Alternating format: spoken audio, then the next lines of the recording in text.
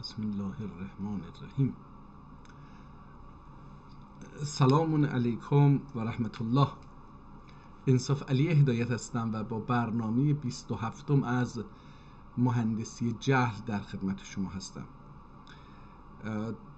دیشب متوجه شدم که جناب آذرباش، این مؤسس و مدیر کتابخانه آنلاین آذرباش کتابخانه‌ای، در یک روز یا در یک شب بیش از 40 کتاب ترکی جدیدی رو آپلود کرده به این کتابخانه در تلگرام و احتمالاً در جاهای دیگر هم همینطور، احتمالاً وبسایت و اینها. و متوجه شدم که دوستان، من اگر هر روز بخوام یک کتاب معرفی بکنم و بدون وقفه باشه، چند سال عمر لازمه که فقط من این 12,000 جلد کتابی که اینجا آپلود خواهد شد رو معرفی بکنم. در نتیجه نمیرسیم، یعنی عمر نمیرسه که کتاب ها رو معرفی بکنم. ولی بهتر اون هستش که اگه بتونم هست بیام و هر روز یکی دو تا کتاب بیشتر معرفی بکنم. حالا به جای مقدمه اجازه بدید من برم تلگرام و این صفحه دوست دانشمندمون ارجمندمون رو ببینیم که چی کار کرده از دیشب تا الان. خب این شخصیشونه، بریم کتابخونه. خب الان آخرین کتابی که فرستاده اشعار لطفی اشعاری در حدود 350 یا 400 سال قبل نوشته شده. قرآن اسماعیل ابن حاجی، نگاه بکنید. من اینو خیلی مایلم ببینم یعنی چی قرآن اسماعیل ابن حاجی، یعنی چی، در 616 صفحه. حالا دانلودش میکنم، امیدوارم که اینو بتونیم بخونیم. حالا من فقط میخوام امروز شما رو با این کتاب‌های جدید آشنا بکنم. امیدوارم که بتونم به این حداقل لیستی از کتاب‌ها رو معرفی بکنم و دوستان خودشون بتونن برن و این کتاب‌ها رو ببینن. ابا ایوب انصاری حکایتی. میدون که این ایوب انصاری یکی از یاران حضرت رسول بود و این رو یکی اومده داستان زندگی این رو نوشته در حدود 140 سال پیش، 150 سال پیش، در 36 صفحه به ترکی. احتجاج نامه. احتجاج فکر میکنم که این جنگ فلسفی باشه، جنگ فکری یا اعتقادی باشه. یک کتابی در 22 صفحه. آداب المرید، این هم حدوداً 100 سال، 120 سال، اینها قبل نوشته شده در 22 صفحه در رابطه با آداب مرید بودن. اسکندرنامه یا اسکندنامه، فکر میکنم اسکندرنامه باشه که اسکندنامه شده، حالا یا اسکندنامه هست، نمیدونم. این در 600 صفحه نوشته شده. چیز جالبی باید باشه، این رو هم دانلود بکنیم. اشعار، اینجا یه اشعار جدیدی رو آپلود کرده، دوباره اشعار جدید. ایمان علمی، اصلا این یعنی چی؟ این یه موضوع جدیدیه. ما ترک‌ها این رو فراموش کردیم که ایمان میتونه علمی باشه و این رو کتاب جالبی هست به نظرم که به ترکی هستش. حالا تاریخ نزده که در چه سالی نوشته شده. باهنامه، احتمالا این باهنامه هست، نمیدونم. و رمضان فضایلی، این هم فضایل ماه رمضان هست. اون باهنامه چی هستش نمیدونم، باید دید. بر کوی محمد صلوات الله علیه هم یک کتاب هستش، باز به ترکی. بهجت الحدایق و موعظة الخلایق، دوباره در 430 صفحه یک کتاب دیگه هست به ترکی. بیان الصفات، این رو در حدود بگیم که 300 خورده سال، 340 سال پیش این کتاب رو در 104 صفحه نوشتن و باز به ترکی، احتمالاً از عربی به ترکی ترجمه شده. اینها بسیارش ترجمه هستش، احتمال میدم. تحفة الاخوان صفا یا تحفة الاخوان و صفا، این هم حالا این تحفه اخوان صفا چی میتونه باشه؟ بیشتر به نظرم میاد عرفانی هستش.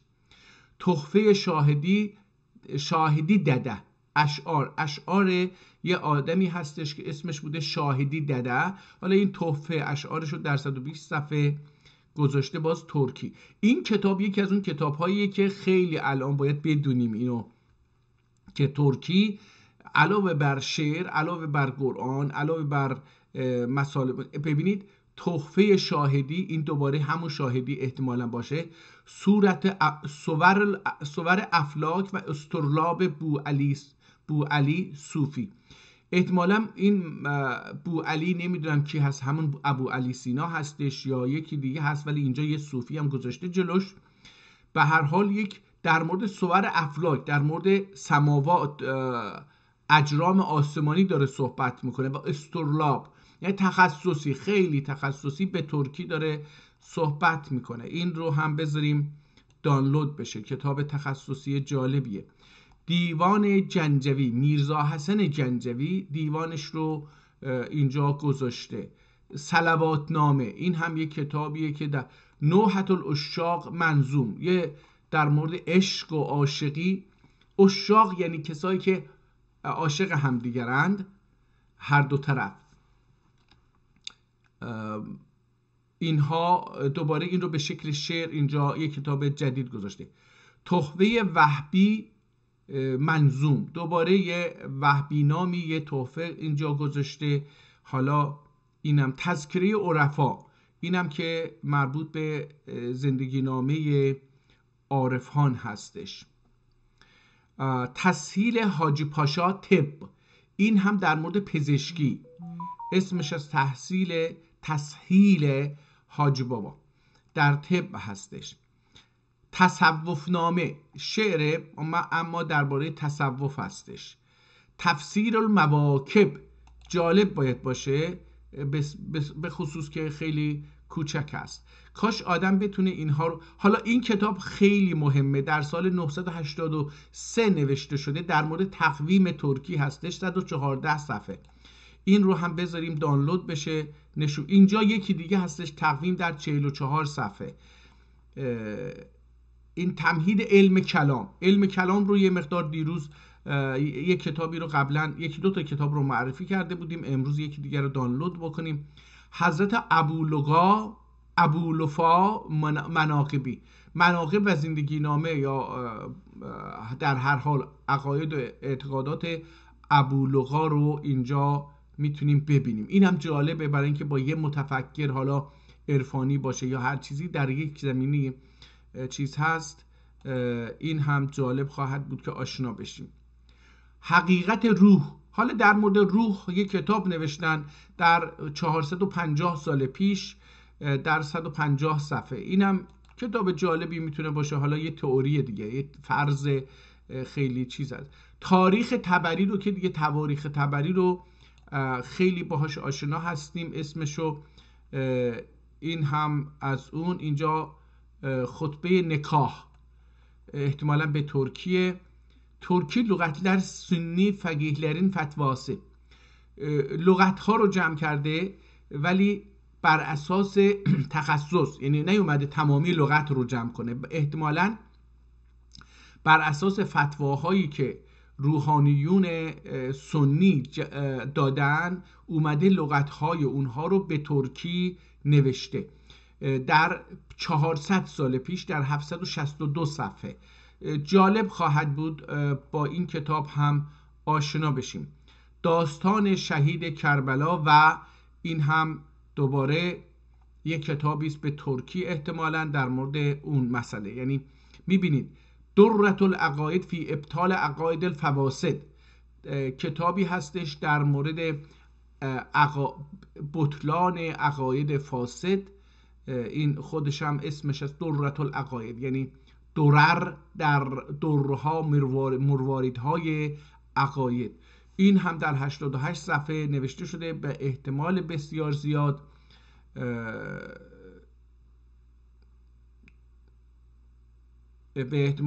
زیاد در مورد عقاید اسلامی هست.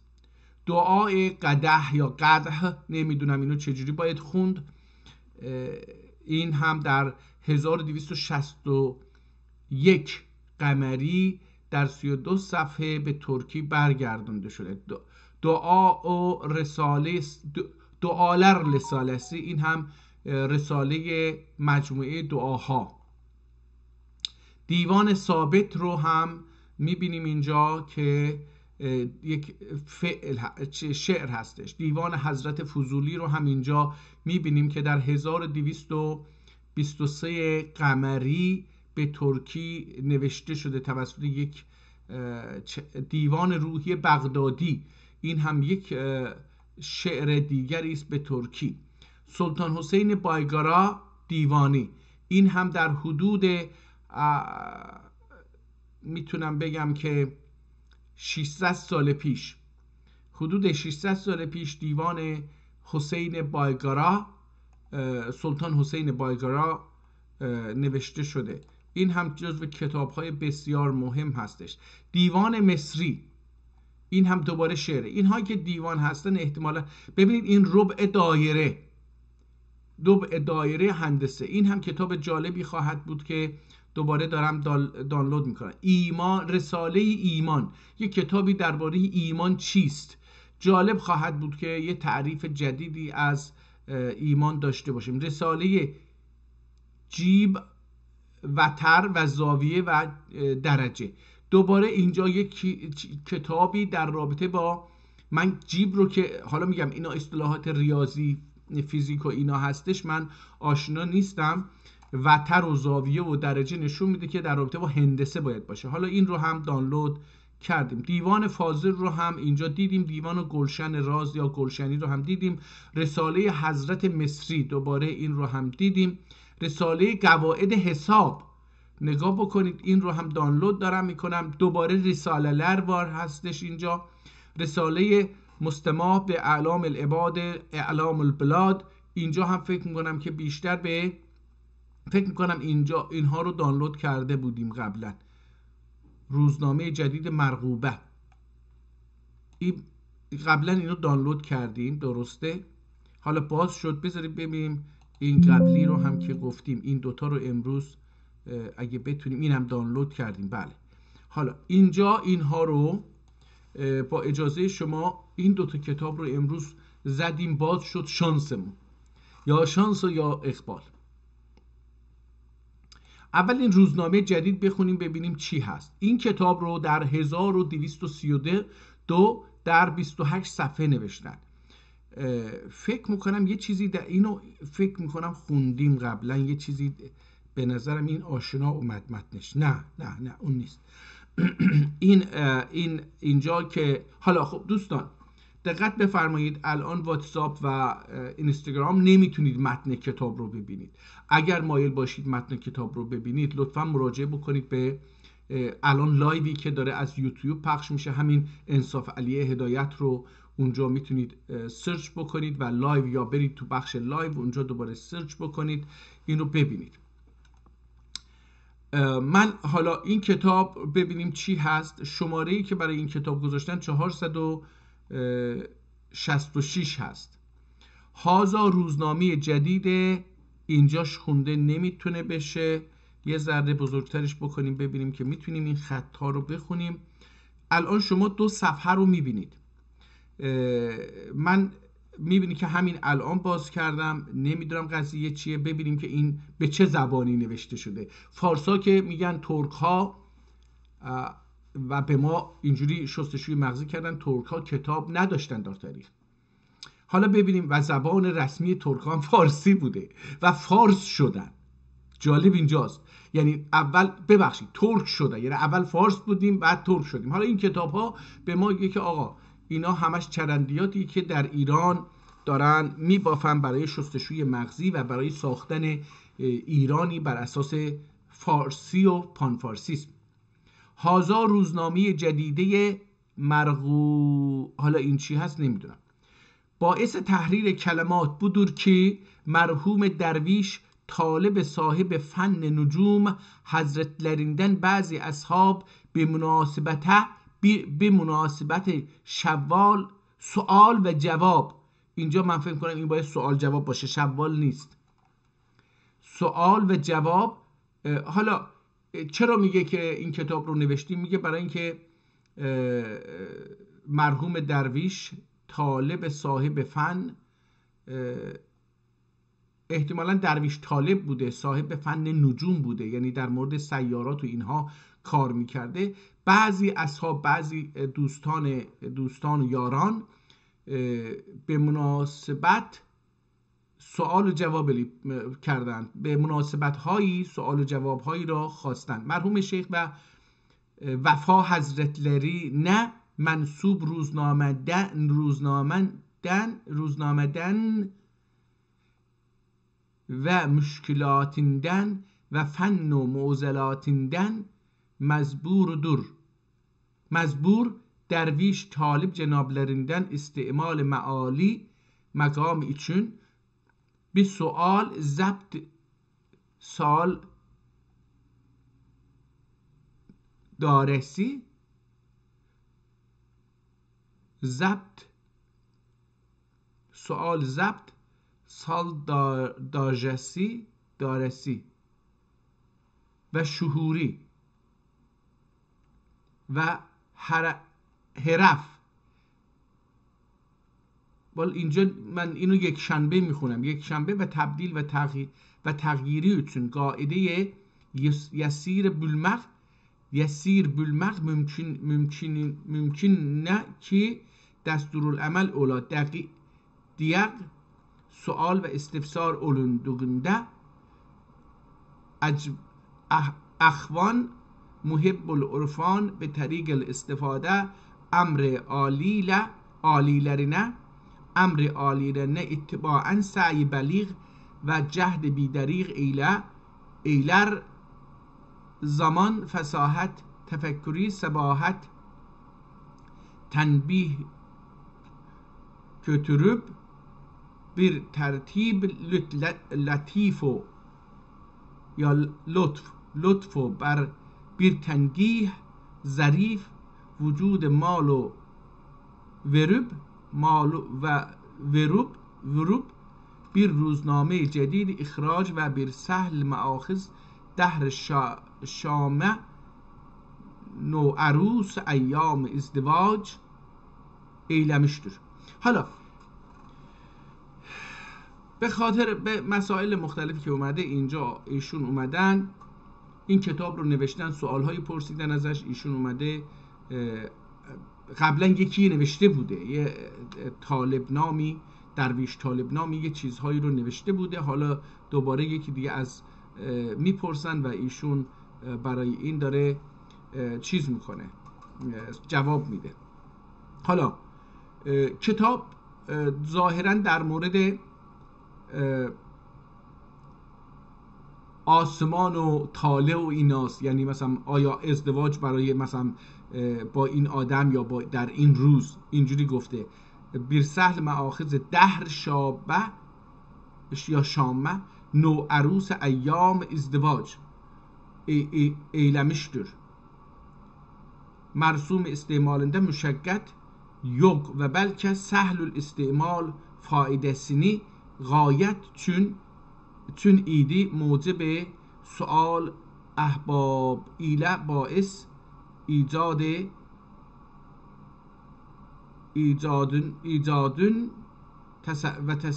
ve tasriflerinde müqəddəm روزنامه وفائیه قاچ مشکل واردر.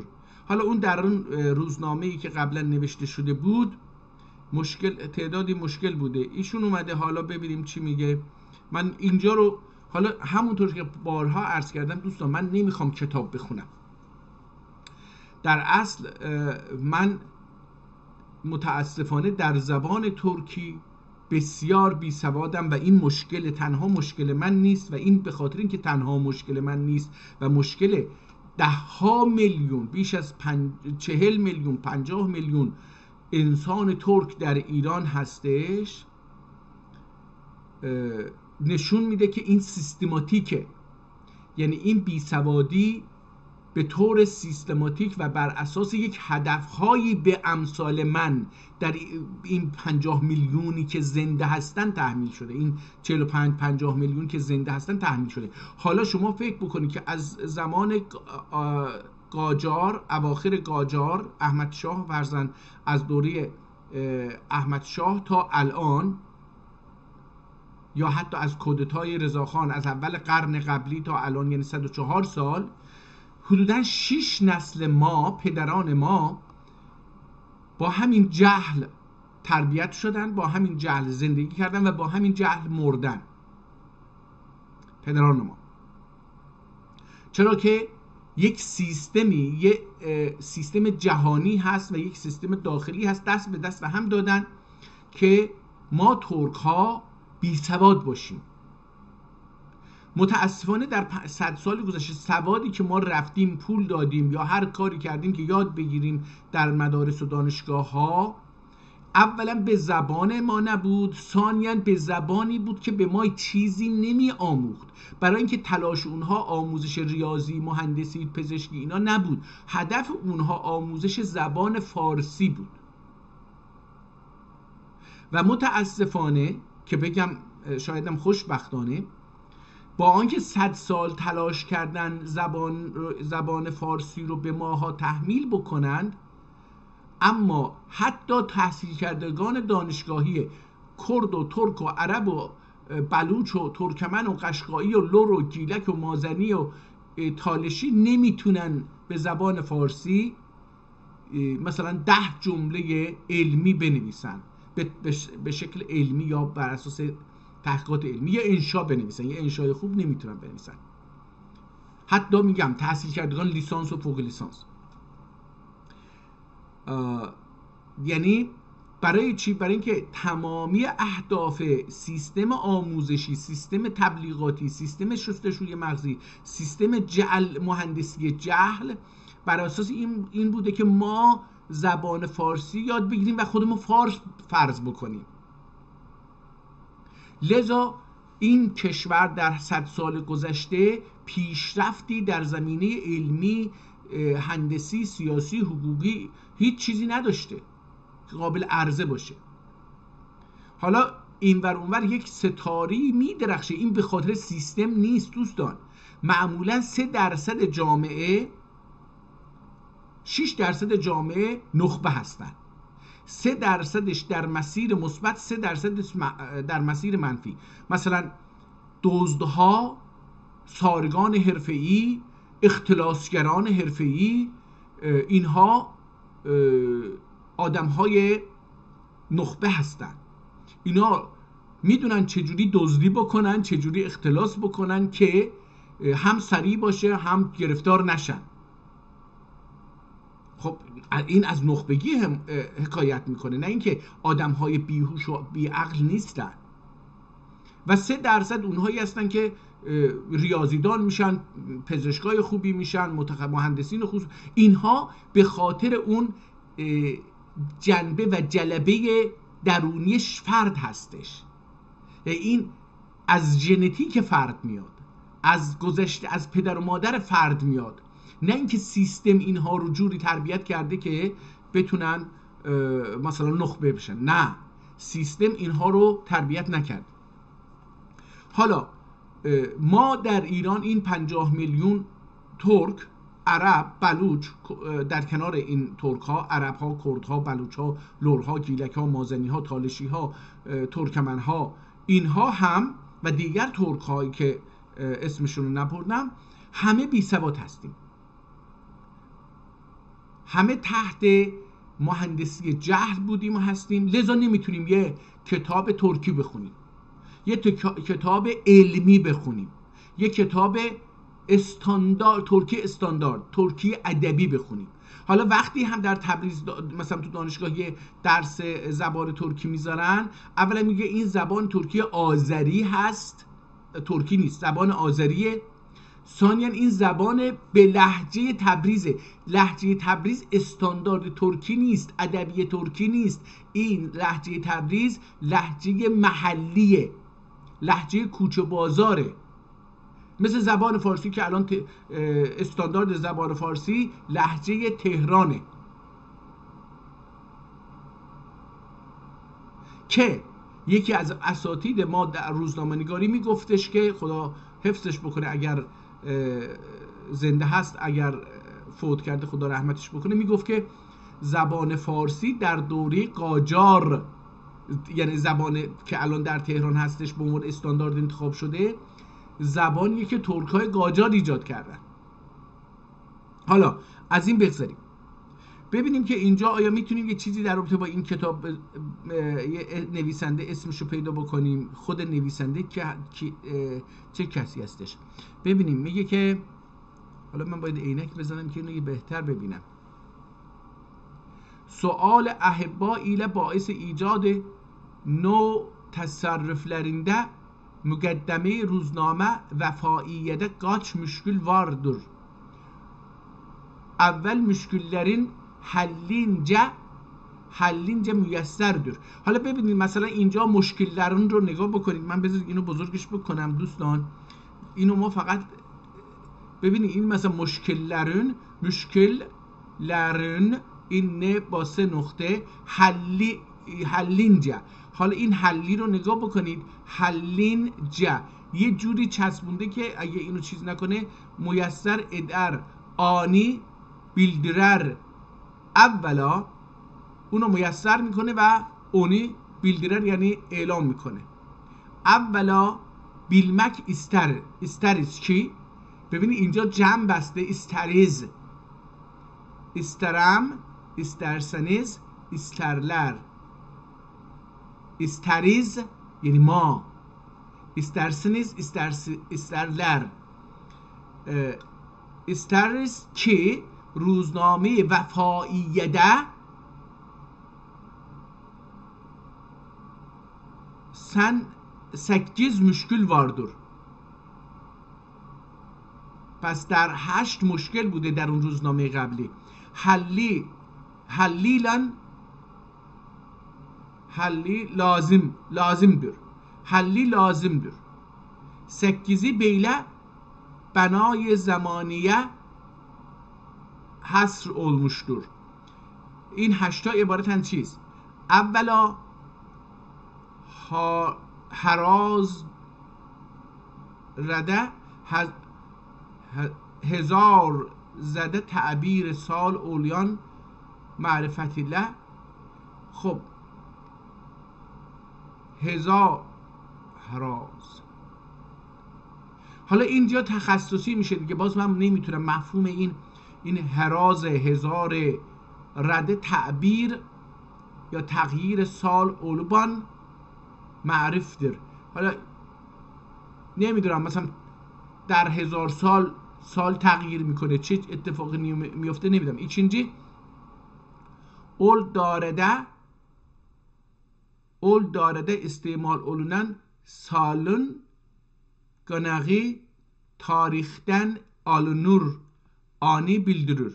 حالا در مورد تقویم و اینا صحبت کرد دیگه. این دوستان من دیگه سوادم نمیرسه، راستشو بخواید این خیلی تخصصی شد، من دیگه اینها رو از نظر معنایی نتونستم درست درک بکنم. حالا اینجا ببینیم اول حضرتین محبوبی dört ولی ابوبکر، عمر، عثمان، علی. حالا این حالت شعر داره، نمیدونم چرا اینو گفت. 34 gözünden 34 yarın zinden na bakliyari ve özayla vaz edip özün ecmil ile tecmil eyledin. Raziyallah anhum ihtimalen başı lakman ile ölse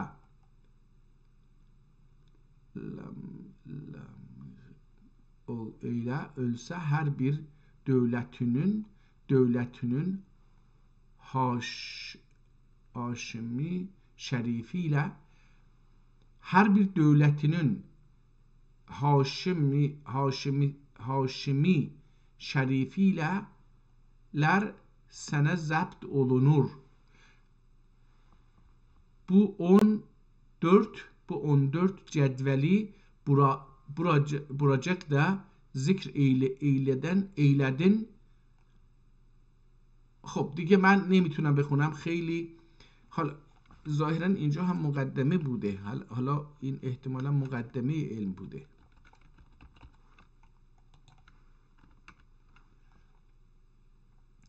این صفحه رو ببینیم، اینجا آخرش یه چیزی هستش که ما بتونیم اسم نویسنده رو در بیاریم. اینجا آب ریخته، متاسفانه این کتاب آسیب دیده. تصحیح olur ise kitabete sahih şöyle biline. Mesela beyan beyan ediyor ve iniyor zatuz o mesela 1232 در تاریخ 1232 tarihinden Müherremi Teşrin Sani. Hala ince Muharrem o همینجا نوشته. Teşrin Sanisinden 9'unda vaki olur. غفرالله عنهم و الله تعالی. حالا این تاریخ کتابت احتمال میدم که در şöyle biline مثلا بیان 1200 مثلا نگاه کن این بین رو چه شکلی نوشته. من یعنی خیلی باید آدم به این کتاب چشش عادت بکنه به خط نویسنده تا بتونه اینو درک بکنه که این داشته چی می نوشته. 1232 tarihinde احتمالاً tarihinin özür میخوام. این بالا اینجا دیدیم که بین رو نون رو این شکلی نوشته مثل لام و با 3 تا نقطه. اینجا هم باید اینو بنویسیم تاریخینین محرم آیه یعنی تشرین. حالا اینجا رفت دیگه، این تشرین احتمالاً عربی جدید از ثانی دیگه، اینم از این بگذاریم. اون جدول ها رو آورده دوستان. حالا این بر اساس این جداول، حالا من اگه بخوام اینو بخونم باید این کتاب رو بچرخونم. این سرته شد، این دوباره اینجا. حالا اینجا اومده بر اساس اون جدول دوستان ببینید چی کار کرده. یه جدول کشیده مثل الان چی میگن به این جدول هایی که کامپیوتری شده. اینجا سالها رو نوشته. تاریخ هجری 1231 1230 1231 1232 33 34 35 36 رفته پای همینجوری.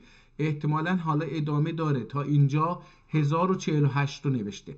اومده بعد گفته حاکم السنه، حاکم هایی که حاکم و سال. این حالا اسم داره، من متاسفانه الان یادم نیست. اینا رو ما تو آمار خوندیم که روش جدول بندی ها رو خوندیم. الانم تو چیز هستش. من حتی درس این رو هم به انگلیسی خوندم، ولی حالا بیا یادت بیا خاطرت بیاد که این اسمش چیه. این جدول اینجا من همینجوری که دارم موس رو میکشم یه خط میکشن در اصل. این حاکم، اینا حاکم هستن. این جدول بالایی که چیز هستش، این طرف این قرمزها که پایین میان اینها ماه ها هستن. السنه میشه سالها و اینجا حاکمان. محبوب سلس جمادی الاول. حالا این محبوبه نمیدونم یعنی چی، من اصلا اینها رو میگم این یک دانشه که من نمیدونم. سلس جمادی الاول جمادی الاولا سبت. حالا اینجا تاریخ هم گذاشته زیرش.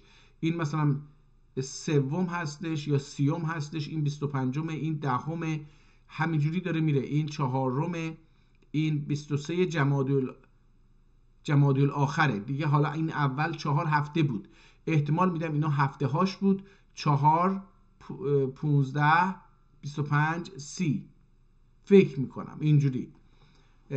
حالا هفته هم اینجوری نمیشه که یکی مثلا 4 روز باشه یکی چیز باشه، احتمالا از یه جای دیگه شروع میشه دیگه، از پایین شروع میشه به طرف بالا میاد.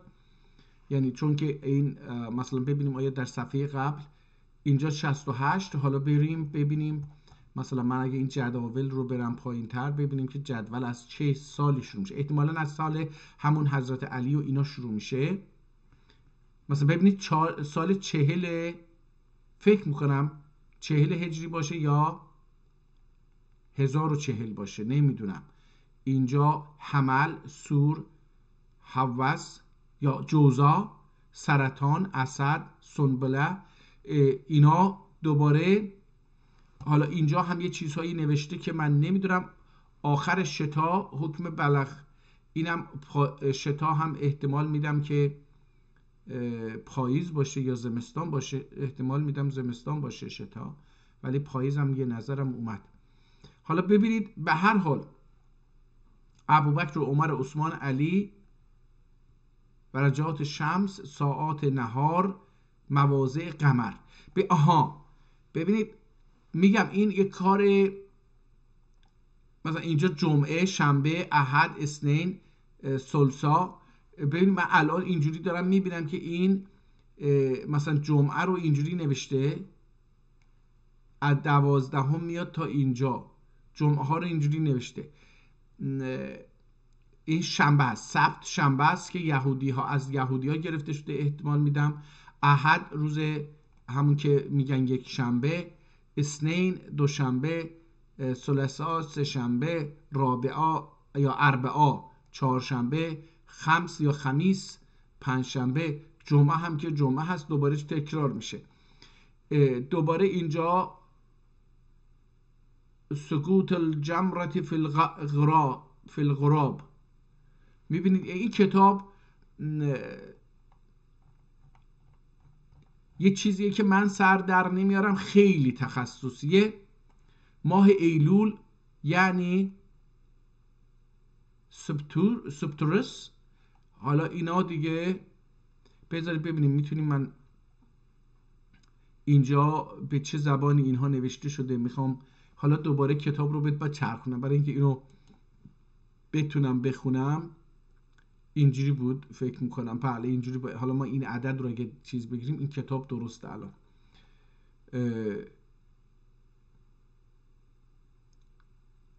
عدد شهور دستور چی هست؟ حضرت، محبوب، ولی، ابوبکر، عمر، عثمان، علی، درجات شمس چی هست، ساعات نهار رو به خیلی این دیگه مربوط به احتمال میدم، من متوجه نیستم برای اینکه این بر اساس این نمیدونم چرا اسمشو گذاشتن روزنامه. به خاطر اینکه این روزنامه به مفهوم روزنامه که ما امروزه میدونیم نیست. این به مفهوم اینه که روزها رو در سالها مشخص کرده، در ماهها مشخص کرده، یک نوع تقویمه. احتمالاً کاربرد اداری داشته باشه و فالبینی و اینجور چیزا که تو اول کتاب هم تو مقدمه اولی هم یه چیزهایی در این زمینه گفت. و خب به هر حال یه چیز تخصصی، خیلی تخصصی هم هست و سواد و تجربه من به اینکه این در چه موردی هست و چی میخواد بگه هم نمیرسه. خب این یک کتاب حالا خوب شد که اینو دیدیم، تخصصیه. من نمیدونم در زبان فارسی یه چیزی وجود داشته باشه یا نه. البته این دیدی که اون مقدمش ترکی بود و بقیه تقریبا عربی بود. حالا حاشیه نویساش هم دیگه نخوندیم، ببینیم چی هست. کتاب دوم، رساله مستمع یا مستمع به اعلام العباد اعلام البلاد. این بیشتر باید رساله اقالیم سبعه. در گذشته کره زمین رو به 7 اقلیم یا سرزمین یا جغرافیا تقسیم میکردن. خب اون زمان علمش اینجوری بود دیگه، آب بود و در اطراف آب زمین‌هایی بود و اینها رو به 7 قسمت تقسیم می‌کردن. اسم کتاب در اصل، ببخشید اون کتاب خیلی سخت بود، خوابم گرفت. وقتی که کتاب، زبان کتاب براتون خیلی سخت باشه و سر در نیارید، اینجوری میشه. رساله اقالیم، اسم کتاب در اصل اینه. حالا بریم ببینیم که چی گفته. با حقیر فقیر، دوباره فکر میکنم این رو همون جناب امیر خواجه کمانکش اسکداری این کتاب رو دوباره به همون مسجد والده عتیق جامع شریف نه چیز کرده. 459 هم شماره کتاب از اینم مهر وقف کننده هستش. حالا اینجا اومده اولشو با عربی شروع کرده، ببینیم این چی هست، اصلا چی میگه.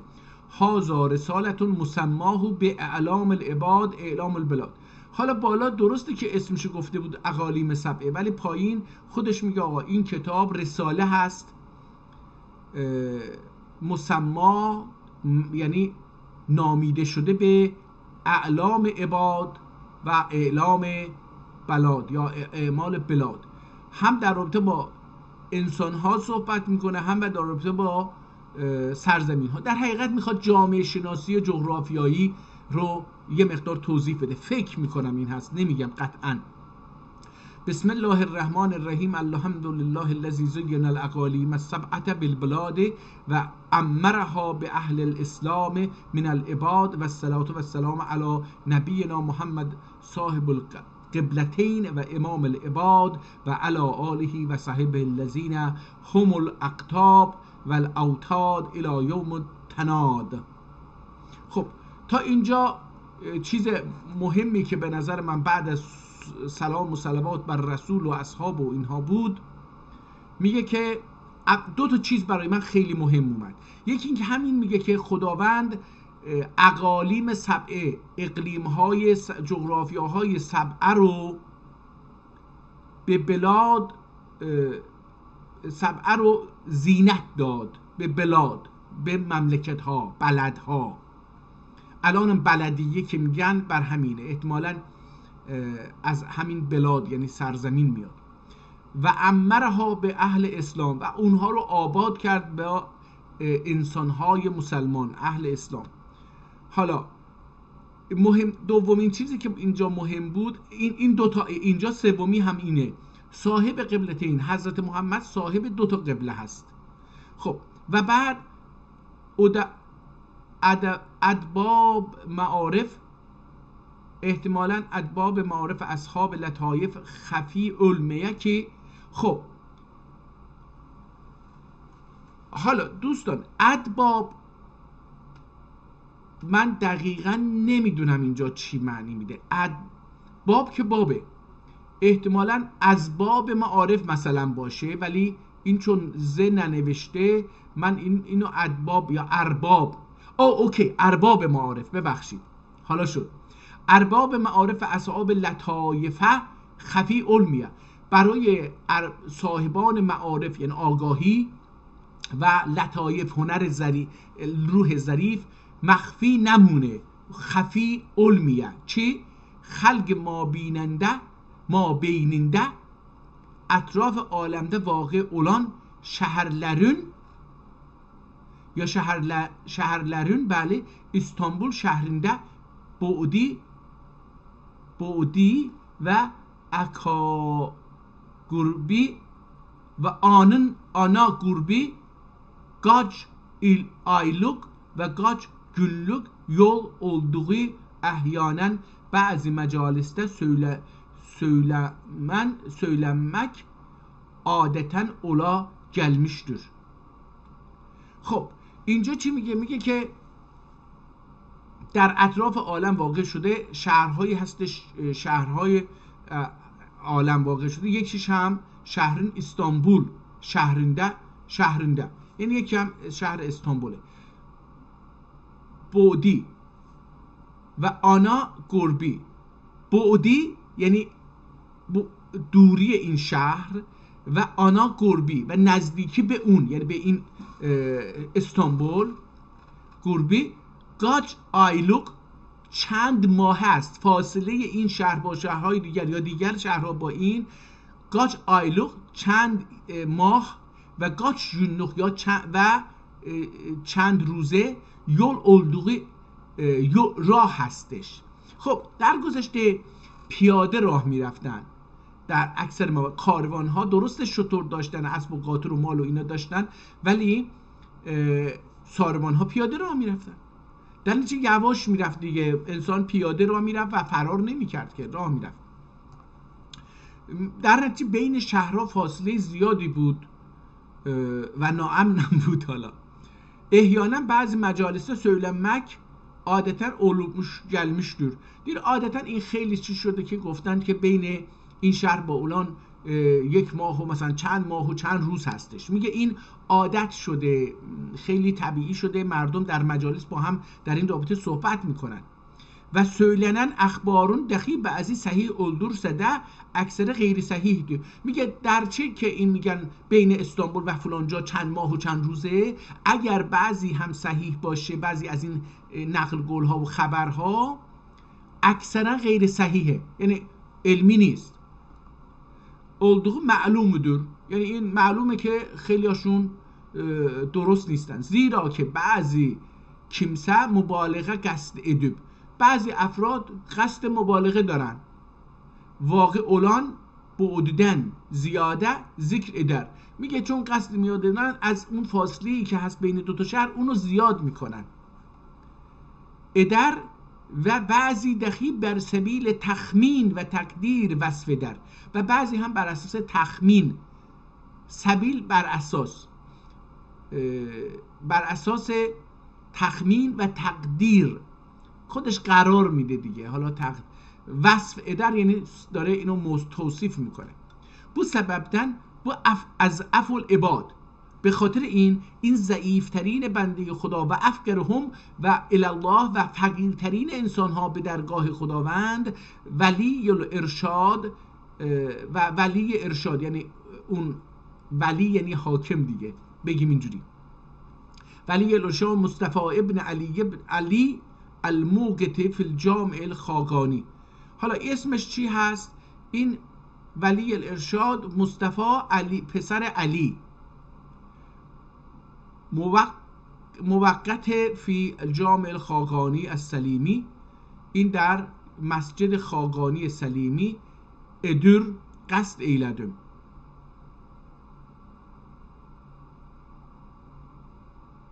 ادر قصد ایلدم پادشاه عالم پناه و فلک دستگاه سلطان ارحم و اعظم خاقان اعدل و اکرم مستخدم خواقین العرب و العجم مستعبد سلاطین الامم. حالا داره شاه رو تعریف میکنه. حالا ببینیم این شاه کی هست. ازا نور اقماره لوائهی فی ظلمات الجو و جود و طغیان و افاض علی برایا مزایا البر و الهدایا اللطف و الاحسان. حالا داره ازش میخواد یه پولی در بیاره و حتلت من اکرامه نعم المعارف علی العالمین و خصلت یا فصلت، خصلت باشه، فصلت هم میتونم بخونم، خصلت هم میتونم بخونم. به انعام دیم المواد فعلا سکان العالمین. سلطان ابن سلطان آقا سلیمان ابن سلطان سلیم خان hazretlerinin خب xəzinə amirələrinə həqiranə töhfə və hədiyyə olmaq üçün əqalim səb'ədə və vaqi olan beladidən 100 şəhər ixtiyar edib ki bəzin bu diyarın xalq yanında məşhur və bəzi dəxi qeyri məşhur və hər şəhri dəxi əqalim səb'ənin qaçının Kaçıncı ikliminde olduğunu ve şehri Konstantiniye ki merkez buldan budur, budu tutulmuş buldan bu tutulmuştur. خط مستقیم تقدیر ile بعد نسبتی به مقدار میل olduğunu beyan eyledim. حالا چی میگه؟ میگه آقا من این کتاب رو تقدیم خزانه سلطان پسر سلطان ابن سلطان سلیم حضرتlerine در دوره سلطان سلیم نوشته شده که میگن ایشون هم با صفویه جنگی داشته. میگن، نمیدونیم. ما تو تاریخ آذربایجان دوستان، سلام دوست عزیز دوستم، خوش geldin.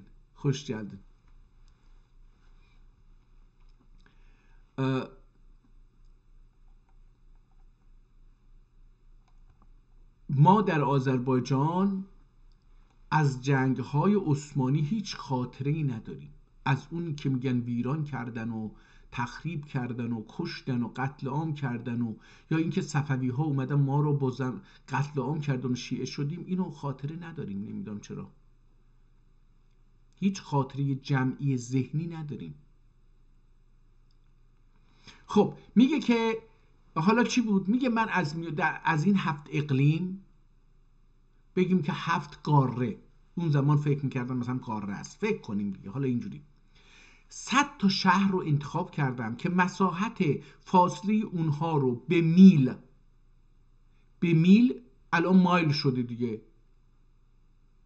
به میل به انگلیسی میگن مایل. فکر کنم این هم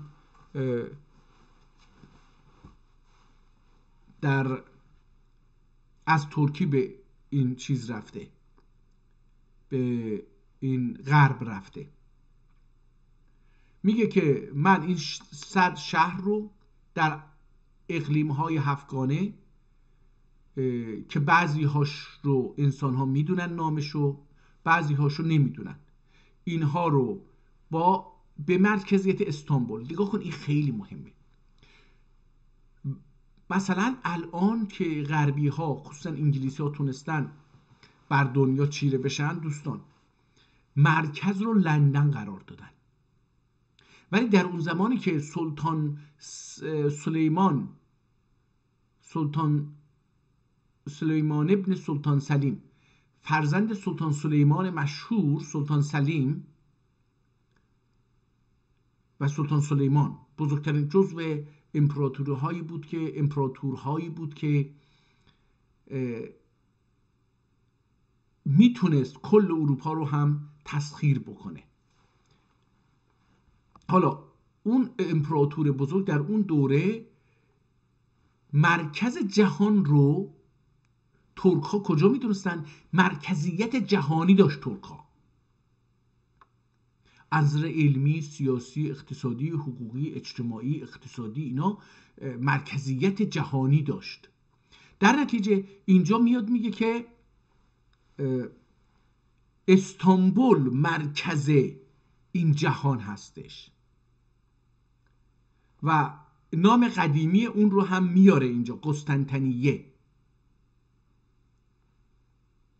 میگه این در گذشته هم همینجوری بوده. میگه من بین این شهرها یه خط مستقیم ایجاد کردم و به مقدار میل این رو بیان کردم که چند میله. حالا الان فرض مایل دیگه، مایل حدوداً 2 کیلومتر، یه ذره کمتر، حالا نمیدونم 180 متر، 108 متر، اینا کمتر از 2 کیلومتره. و ایلدون و میل تعریفیندن و میل تعریفیندن دقیق. حالا میگه میل رو ها اندازه تعریف کردم که منظورم از میل چی هست.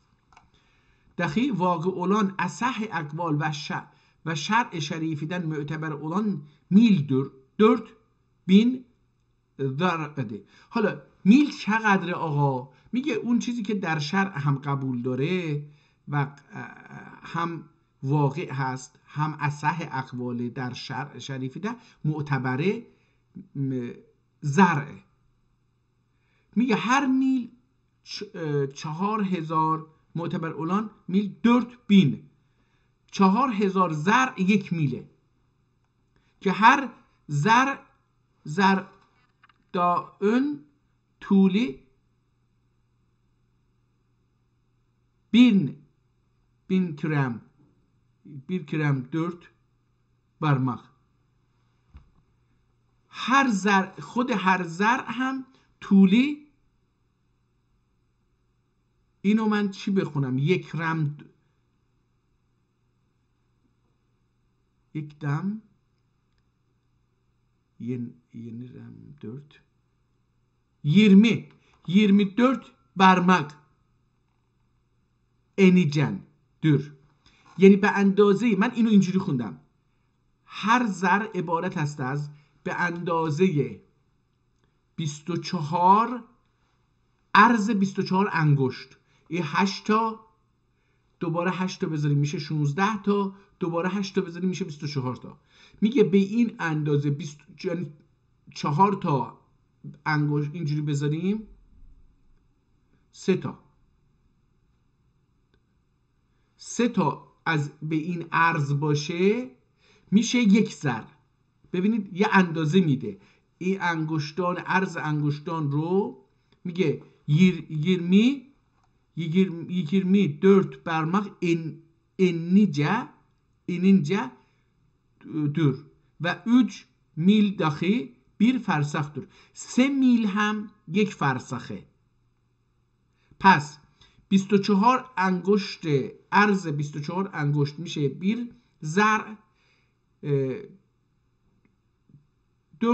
4000 زرع میشه یک میل، 3 میل dahi bir فرسخ، 3 میل هم میشه یک فرسخ. و براتلو ایام بهارده سیر واسطسیله.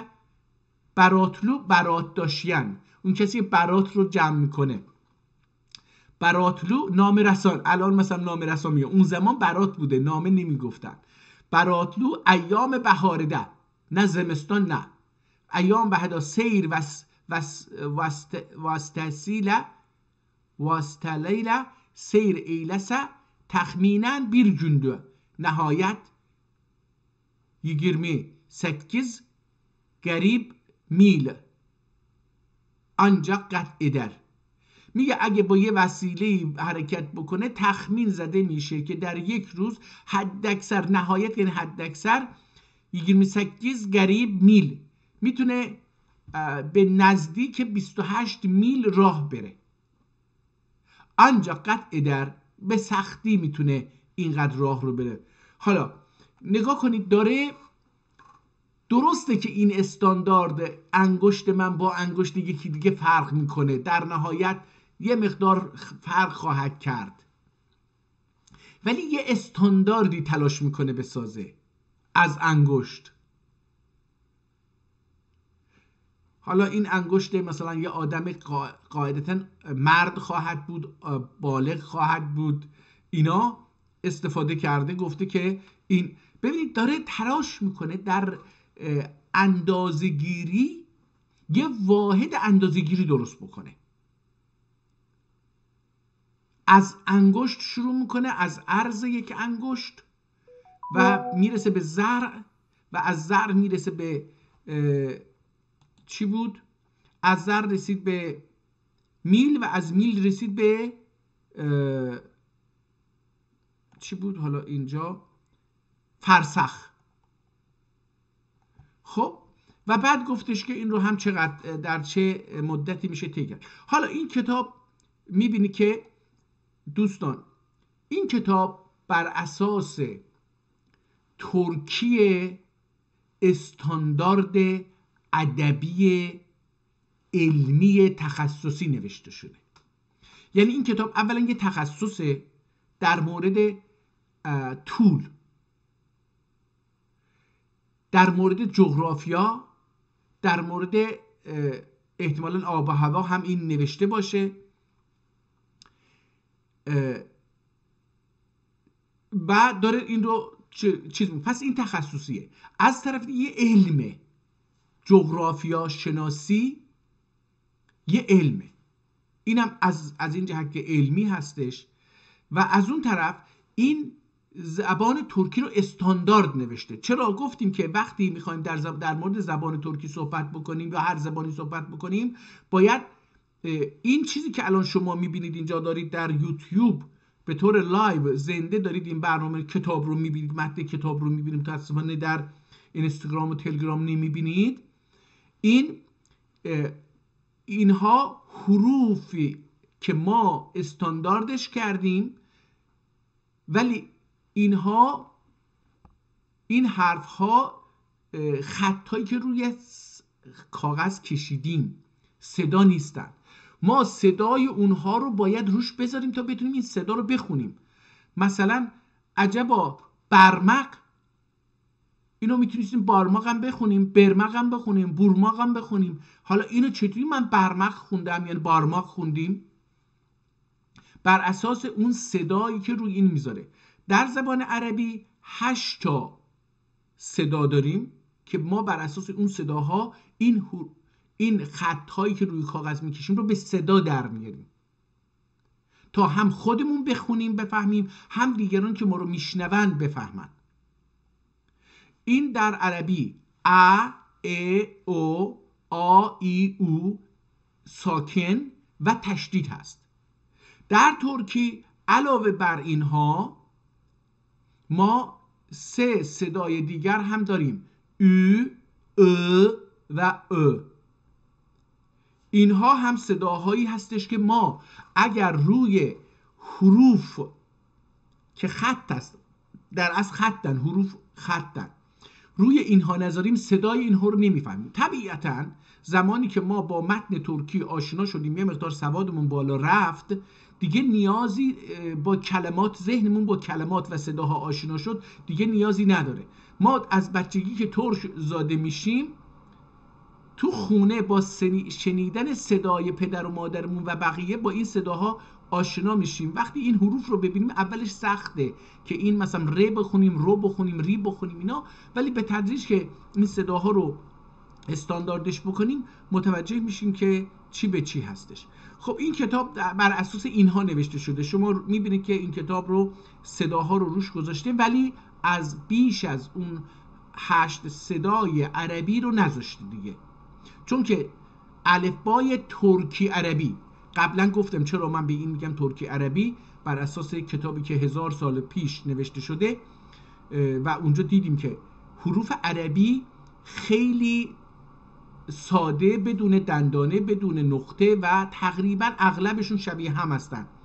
اولین بار یک ترکی اومده اینها رو به شکل هندسی و هنری نوشته حروف رو و گفته که این مال زبان ترکی هستش و حتی اون جتپژ رو هم که 3 تا حرفه برای اولین بار ترک ها وارد خط کردن و توضیح دادن که این صداش چه شکلی از جهاز صوتی ما در میاد. در نتیجه این الفبایی که الان ما وجود داره میبینیم، این به نظر من بیشتر 90% ترکی هستش، 10% عربیه.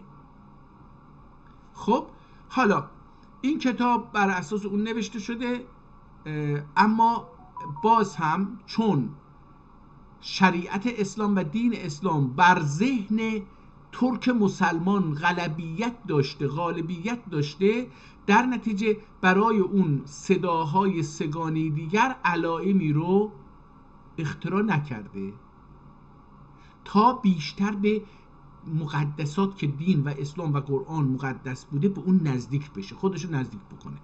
این هم یک چیزیه که ما بودیم. حالا اینجا کتاب از رنگ قرمز استفاده کرده، از سوال و جواب استفاده کرده. حالا بذارید ببینیم. من میتونم این کتاب رو بخونم ولی خیلی خوشگل نوشته شده با خط خوبی که منی که با خط خوشنویسی و دستنویس خیلی مشکل دارم این کتاب رو میتونم بخونم. خیلی ساده هست. حالا اجازه بدید که این کتاب چند صفحه است؟ 124 صفحه. من برم روی صفحه 50 رو هم یه چند کلمه بخونیم و یواش یواش ببینیم میتونیم یه خلاصه از برنامه امروز رو این صفحه. حالا بذارید اینجا ببینید گفتش که من 100 تا شهر رو انتخاب کردم. این 100 تا شهر فاصله این 100 تا شهر رو در اصل اندازه گرفته و اینها رو گفتش که به نسبت به استانبول فاصله ها رو نشون میدم. حالا من در همین صفحه که داشتم همینجوری با سرعت میرفتم بخارا رو دیدم. میگه اقلیم بخارا خودش یه اقلیمه، یک جغرافیای متفاوتیه. من نبودم درش، نمیدونم چیه. اولا در اینجا ببینید چی میگه. واو، ببینید دوستان از یه چیزایی حرف میزنه که من خودم شخصا فکر میکردم که ساعت اختراع انگلیسی هاست، به خاطر اینکه ساعت در لندن قرار داره، در انگلستان قرار داره دیگه، برج چی هستش اونجا. مثلا اینجا گفته که یک هرمز اقلیم، یه اقلیمی هست به نام هرمز. این چی هست؟ سانیدندر، یعنی این از هرمز، شهر هرمز از اقلیم دوم هستش. قسطنطنیه ما بین 1761 buçuk. ببینید نیم نمیگه، یارم نمیگه، میگه بوچوک، همین چیزی که امروز در استانبول رایجه، بوچوک. پس میشه قسطنطنیه دندر سانیدندر قسطنطنیه، یعنی این هرمز البته هرمز نه، هرمز این ترکیه، اسم ترکی هست احتمالاً. قسطنطنیه ما بین 1761 buçuk میل دور. پس فاصله بین هرمز و قسطنطنیه یعنی استانبول که اونجا گفتش که این استانبول قسطنطنیه نیست، 1761.5 میله. مایلی که خودش تعریف کرد چقدره. ببین مایل انگلیسی نیست. دقیق اتول نهاری 13 ساعت و 8 buçuk درجه دور. ببینید داره در مورد جغرافیا. به این کتاب در چه سالی نوشته شده؟ در 500 سال پیش. برای اینکه سلطان سلیمان 500 سال پیش بود، نه بیش از 500 سال. بذارید ببینیم سلطان سلیمان در چه سالی بوده. ببینید از چه چیزهایی صحبت میکنه. سلطان سلیمان، اجازه بدید من این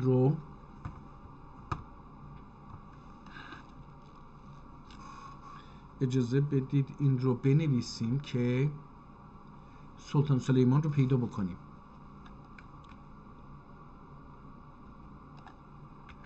سلطان سلیمان قانونی. تمام. حالا سالی بوده تا بفهمیم. حتی میتونیم فرزندش رو که این کتاب رو بهش تقدیم کردن اون رو در بیاریم. 6 نوامبر سلطان سلیمان به ترکی عثمانی، سلطان سلیمان قانونی، 6 نوامبر 1494. بیش از 550 سال آقا. 6 سال از اونجا بذاریم اینجا هم 25 سال، 30 سال، 530 سال پیش این کتاب رو، حدوداً 500 سال پیش بگیم، حالا این 30 سال رو برداریم برای اینکه این بنده خدا هم چند سال بعد فوت کرده، 16 سال بعد فوت کرده، بعد پسرش کمتر از 30 سال در دوره در 1520 میلادی تا لازمه که 1566 میلادی. اوکی. حالا اینو دیگه دیدیم. خب میگه که ببینید از طول عرض جغرافیایی بر حساب درجه صحبت میکنه. دقیق اتول نهاری یعنی اون طول نهار اون. حالا این دوباره اصطلاحات جغرافیایی هستش که ما در چیز میخوندیم دیگه، در جغرافیا میخوندیم، من یادم نیست 60 سال پیش 60 سال پیش 60 نه 50 و چند سال پیش در جغرافی میخوندیم که طول نهار چیه، عرض نهار چیه، اینا دیگه حالا من یادم نیست راستشو بخواید. اتول نهاری، طول نهاری اون 3 ساعت. طول نهارش، میدونیم کره زمین رو بر اساس 24 ساعت تقسیم کردن، اینو میگه طول نهاری اون بر اساس هرمز اونم هرمز نیست پس ترکیه، هرمز طول نهاریش 13 ساعت و 8,5 درجه 8,5 درجه. ببینید پس ساعت رو در اون زمان میدونستن ترکا چیه و کره زمین رو هم بر اساس ساعت و درجه تقسیم بندی کرده بودن و اکثر نهاری و حالا این طول نهاری یعنی اون بلندترینش، حالا کوتاهترین چیزش چقدره؟ اکثر نهاری اون کوتاهترین چیزش اون ساعت و 6,5 درجه dir. اون بالا گفته بود اون ساعت و 8,5 اینجا به 6 پیدا میکنه، 10 ساعت و 6.5 درجه هستش. و انحراف قبلیسی از قبله هم محاسبه کردن چقدر از قبله منحرفه. خب قبلسی جنوب جانبی نه به طرف سمت جنوب اولان خط نصف نهاریدن. ببینید از نصف نهار رو اینا صحبت میکنه آقا 500 سال پیش، چقدر علمی که کتاب نوشته. غرب طرفیندن بس انحراف قبلسی جنوب جانبینه اولان خط نصف نهاریدن غرب طرفینه 79 درجه دور، 79 درجه از سمت جنوب به طرف سمت غربی 79 درجه هستش و دائما نصف نهاری 2 ساعت و 2 درجه اکردی، یعنی و دائما نصف نهار این 2 ساعت و 2 درجه اولوردی دائما همین میشه نصف نهار این شهر. و اطول النهار ده آقا این دیگه خیلی تخصصیه. بخارا هم چقدر فاصله داره؟ بخارا از اقلیم خامس هستش، اقلیم پنسم خامستن دور. قسطنطنیه ما بین 1600. حالا این ببینید دوستان 1600 نوشته اونجا، بین 1600 میاد، این بین رو فراموش کرده بعدن اومده بین این بالا نوشته. این نشون میده که خود نویسنده اینو نوشته برای اینکه کلمه رو پاک نکردن اینجا. ولی ما در تحریفا رو که داریم نشون میدیم انشاءالله در آینده اونجا نشون خواهیم داد. در قبلا هم در یک دو تا کتاب نشون دادیم که اینجا دستکاری شده. 1609,5 میلدür. بین بخارا و استانبول 1609.5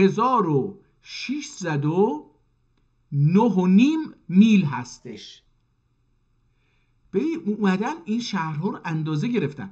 البته ما هم میدونیم که فاصله شهرها رو در ممالک صفویه هم اندازه گرفتن و بر اساس اون اندازه گیری فاصله شهرها رو اعلام کردن، نوشتن از هم. کاروانسراها هم فاصله کاروانسراها از شهرها رو هم استاندارد کردن. اینجوری نبود که هر کسی هر جا دلش بخواد بیاد یک کاروانسرا بسازه. نه، دولت استاندارد گذاشت. از شهر که میاید بیرون باید اینقدر راه بیاید.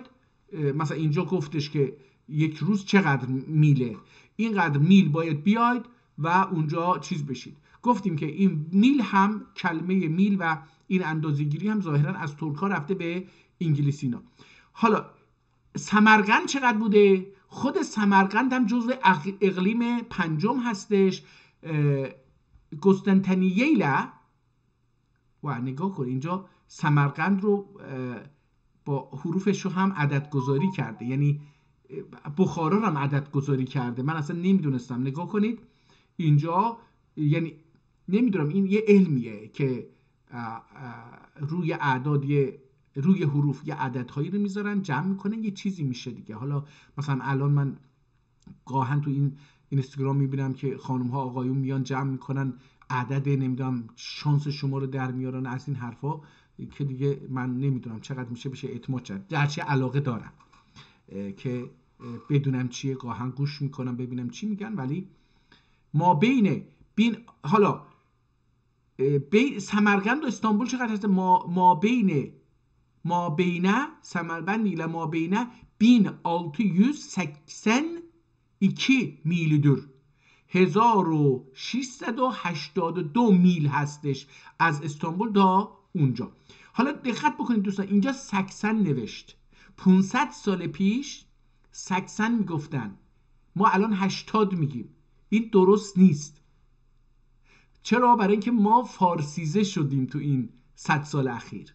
ما بسیاری از کلماتی که الان در آذربایجان، در ایران ترک‌ها به کار میبرن بیشتر فارسی هستش تا ترکی. برای همین ما میتونیم بگیم سکسن 80. گفتیم که زبان استانبولی که امروزه استفاده میشه، نه، اون چیزی که به عنوان عثمانی یاد میشه زبان ترکی آذربایجانی هست. دقیقاً ایل همن. حالا دوباره داره در عرض و طول جغرافیایی این صحبت میکنه. باب الابواب، این هم فکر میکنم تو جزیره العرب باشه، یه جایی از در اون طرفا باشه. میگه باب الابواب اقلیم خامسه دندر، این هم از اقلیم خامسه هست. نگاه کنید، یعنی از پنجم. گستنتنیه ما بین بین علی بیر بوچوک میلیدر، فاصلش هم 1151.5 میل هستش. تفلیس فکر میکنم باشه، تفلیس باید بخونیم اینو، من تغلیس خونم. البته نمیشه تغلیس دارالملک کرجی، بله هم کرجی، اقلیم خامستندر. این هم دوباره از اقلیس خامسه. این هرمز چطور این وسط میشه دوم و اینها مثلا که اطراف هستن میشه پنجم؟ نمیدونم. از یه طرف گرجستان هستش. این هم چقدر آقا؟ این قسطنطنیه ما بین 968 گوچوک و این هم 968.5 میل هستش فاصله ها رو. سمندر این چیه آقا؟ این سمندر رو دوباره اینجا نوشته با حروف خیلی جالبه، اینها رو بدونه آدم. میگه که سمندر اقلیم سادستندر. این سمندر یه شهریه، حالا احتمالاً عوض شده اسمشو، اینا نمیدونم، میشه پیدا کرد، گوگل کرد پیدا کرد که الان چیه اسمش. سمندر از اقلیم جغرافیای ششم هستش. قسطنطنیه ما بین 938 میلیدر، فاصلش هم 938 میله.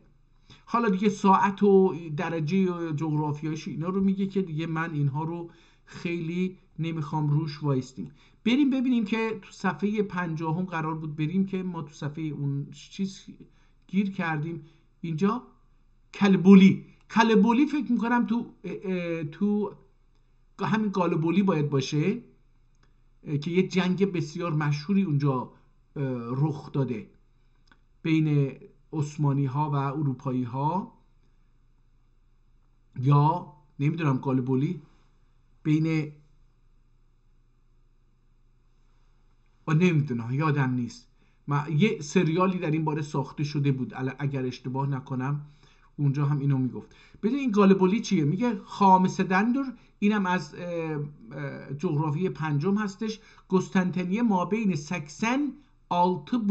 میلیدر، خیلی نزدیک استانبوله. میگه که فاصلش 86.5 میل هستش. دوباره این رو میاد اینجا، ببخشید میاد تو این صفحه در مدار درجات مداریش و اینا رو گلبه فلبه، اینم یه کیژه من نمیدونم چی هست. صوفیه فکر کنم ایا صوفیه باشه، اینا باشه، احتمال میدم. خامسه نداشته ما بین 220.5 میلیدر. بله اینم چون صوفیه هست در همین ترکیه امروزی قرار داره. 220 و نیم میل هستش فاصلش. سمندر، اقلیم سادستندر، سمندر هم یک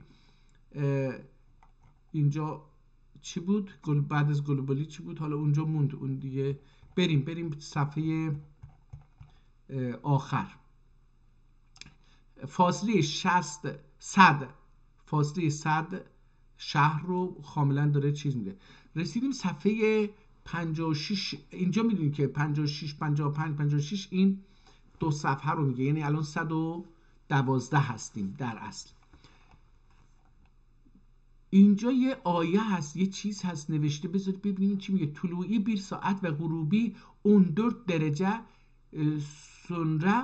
sonra olur.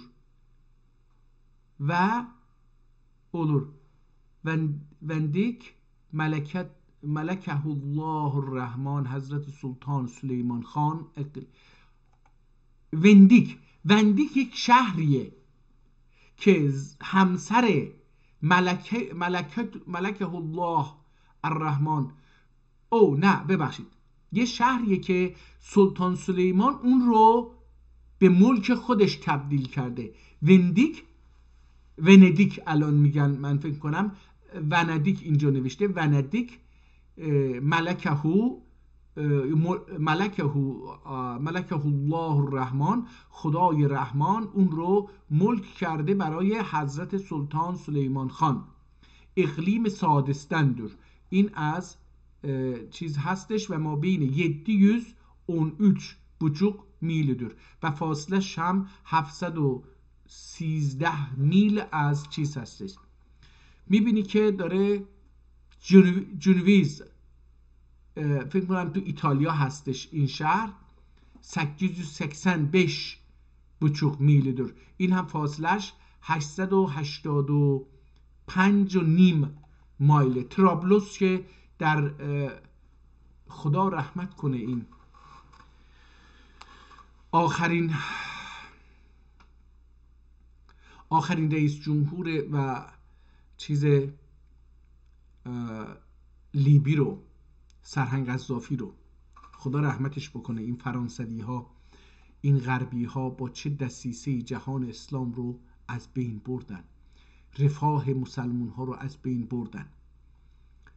ترابلوس یک الگو، یعنی لیبی یک الگوی بسیار پیشرفته برای جهان اسلام بود. سرزمینی بود که در دوران سرهنگ قذافی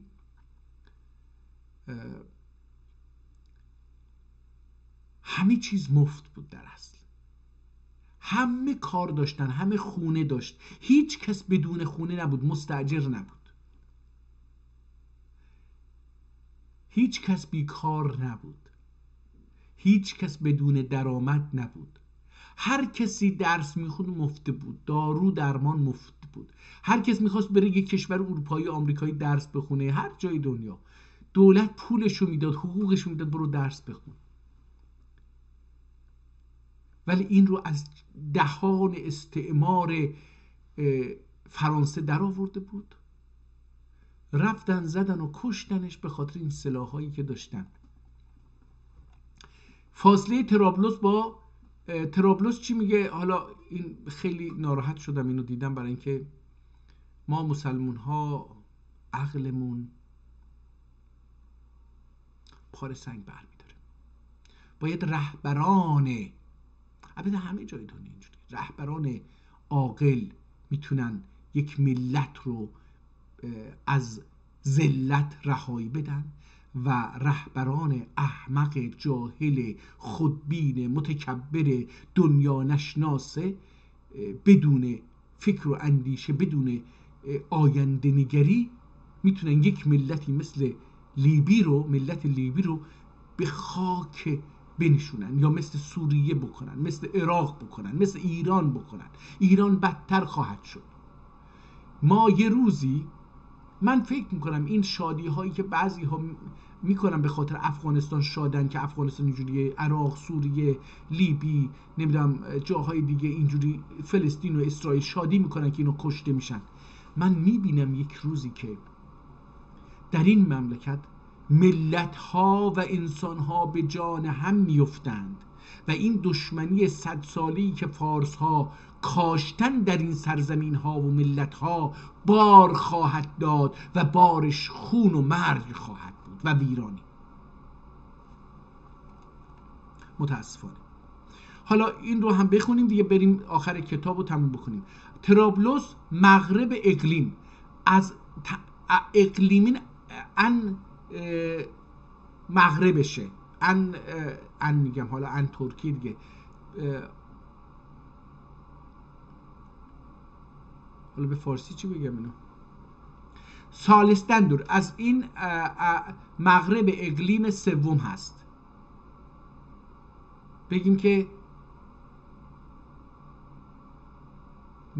یه لغتی هست تو فارسی به کار برده میشه که عربیه ولی الان به ذهنم نیومد. قسطنطنیه ile مابین 858 میلیدر. این فاصلش با قسطنطنیه یعنی با استانبول 858 میله. حالا دیدیم که اینجا این کتاب ببینید در دوره گفتش در دوره سلطان سلیم عثمانی نوشته شده که پسر سلطان سلیمان قانونی هستش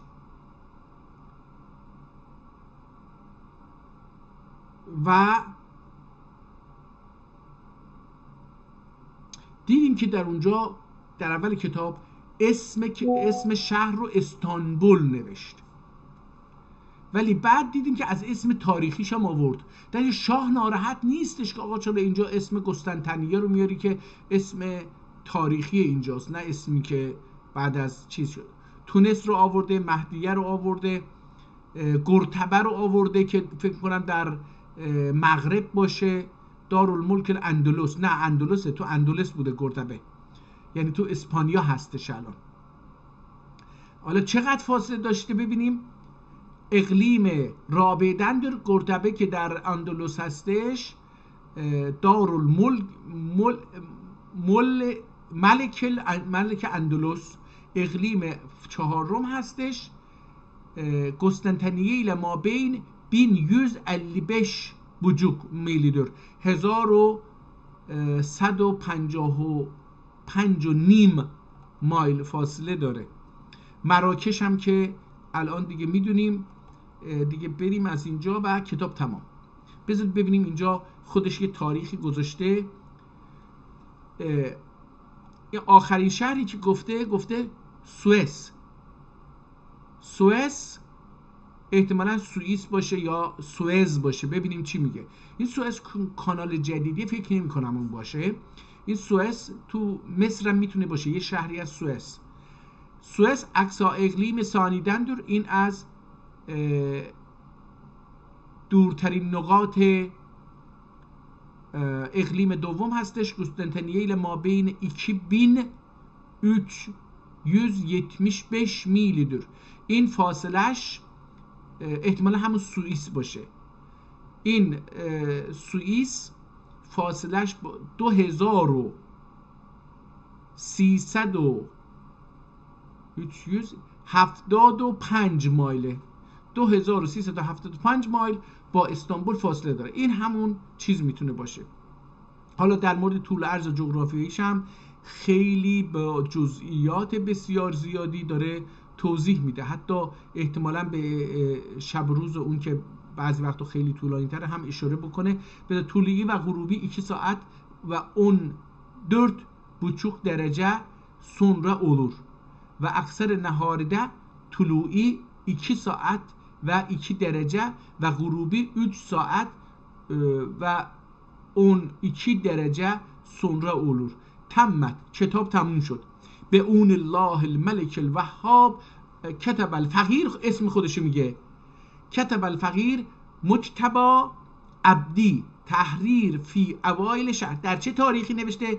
فی اوایل شهر رجب من شهور سنه، از شهرهای سال. از شهر اینجا به معنی ماه دوستان. شهر رجب یعنی ماه رجب. من شهور سنه 57 و 900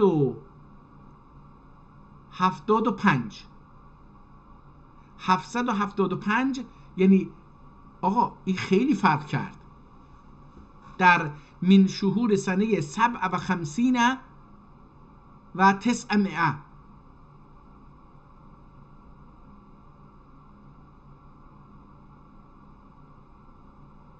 و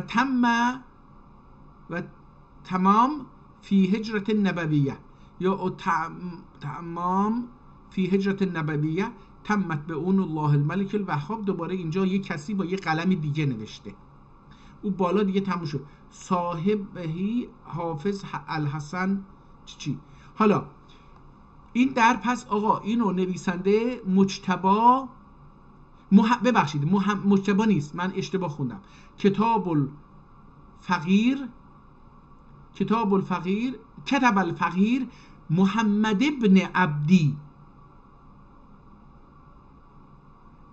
ابن عبدی نوشته. تحریر در اوایل ماه رجب سال 775 نوشته. خب 775 الان 1446 حدوداً میشه گفت که همون 700 سال پیش نوشته شده این کتاب.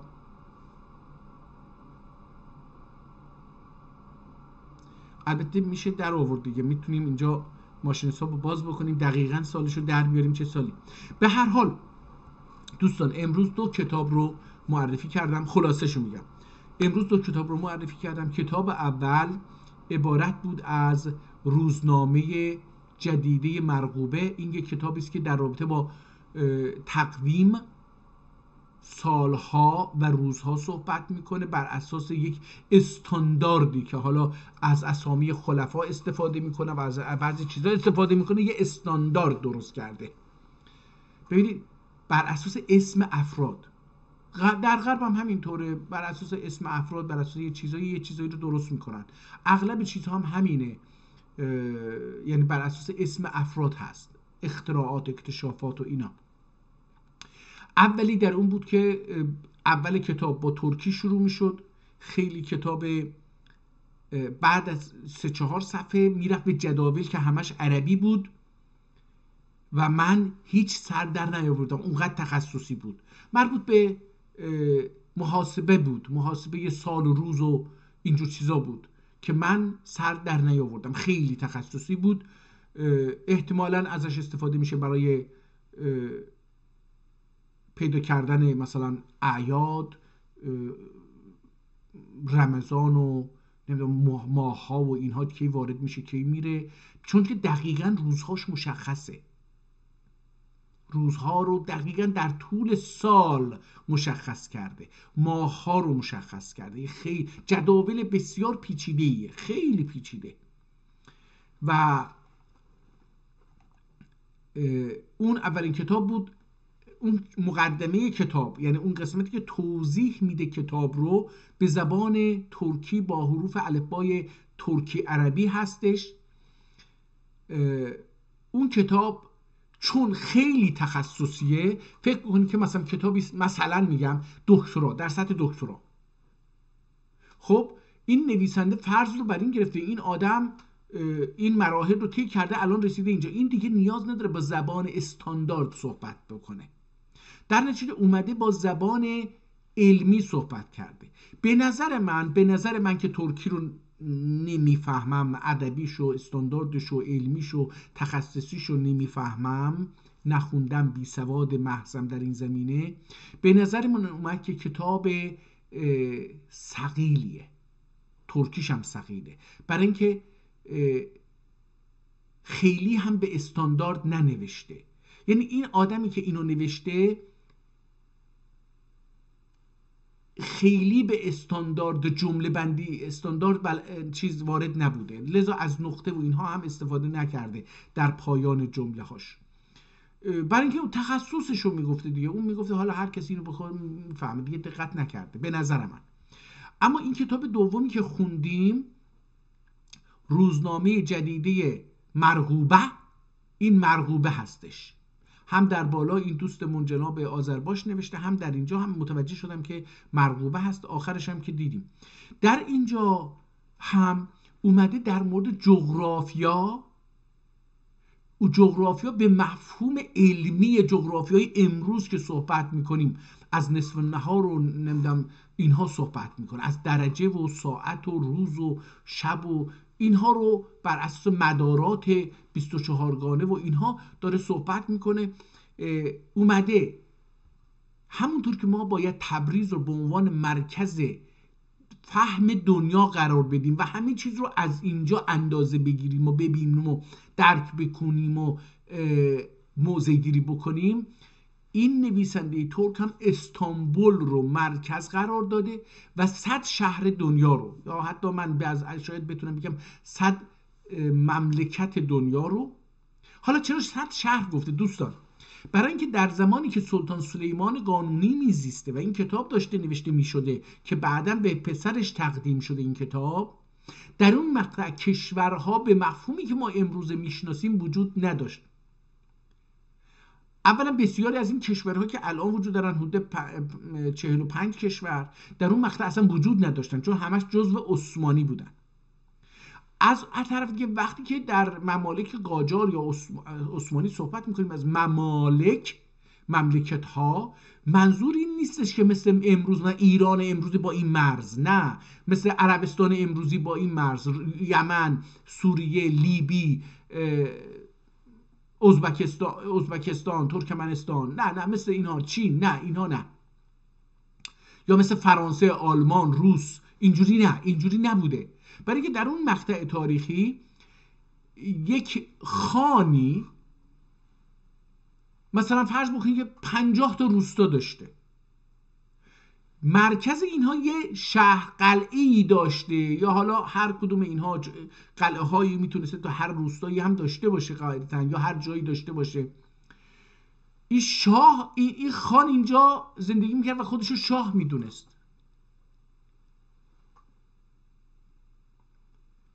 در نتیجه اون جایی که خاک رو یا خریده بود یا اشغال کرده بود، اونجا رو مالک خودش میدونست و اونجایی که این شاه زندگی میکرد مرکز اون مملکت حساب میشد. و در این کتاب برای همین وقتی میگه سوئیس، یعنی در کشوری که امروزه ما سوئیس میخونیم، یه شهری بوده در اون مقطع که قدرت اصلی دست اون شهر بوده و اونجا حالا شاه داشته، هر چی داشته، امروز هم شاه داره.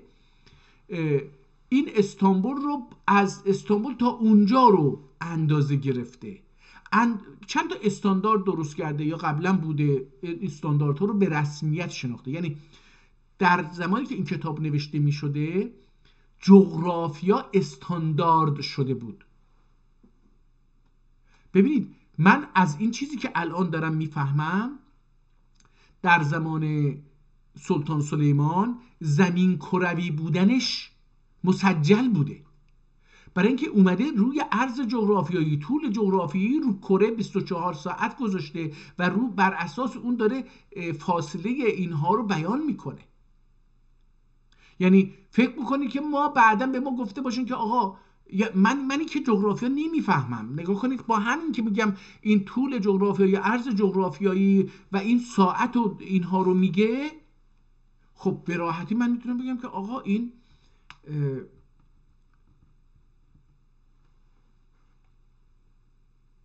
حالا کتاب قبلی که نوشته شده بوده در این مورد 8 تا غلط داشته که این کتاب میخواد اونها رو تصحیح بکنه. حالا ما اینجا نخوندیم این مثلا چی هست، اسامی ماه‌ها رو اینجا آورده. بله دارم میبینم که اسامی ماه‌ها رو آورده، تعاریف مختلف رو آورده. ببینید مثلا من الان اینجا دارم میبینم که ما اینجا رو نخوندیم دیگه، این صفحه اول رو اینجا رو نخوندیم. مثلا از گفتیم از عمر و ابوبکر در اون کتاب قبلی هم همین رو استفاده کرده بود، ابوبکر و عمر و عثمان و علی استفاده کرده بود. اینها آدم‌های مقدسی بودن، بر اساس اسمشون یه مقیاس ساخته بودن، یه مقیاس علمی ساخته بودن تا جغرافیا رو درک بکنن، تا تقویم رو درک بکنن، تا جهان. ببینید حالا این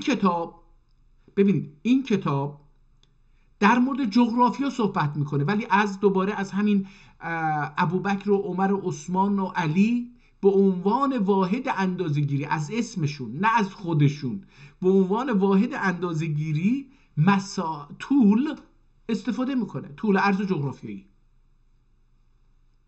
و خیلی ریز با جزئیات بسیار ریزی توضیح میده فاصله شهرها رو.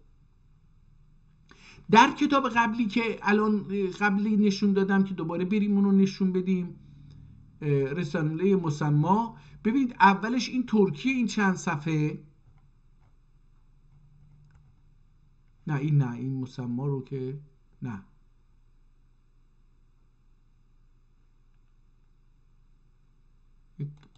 روزنامه جدیده، این ببینید این چند صفحه اولش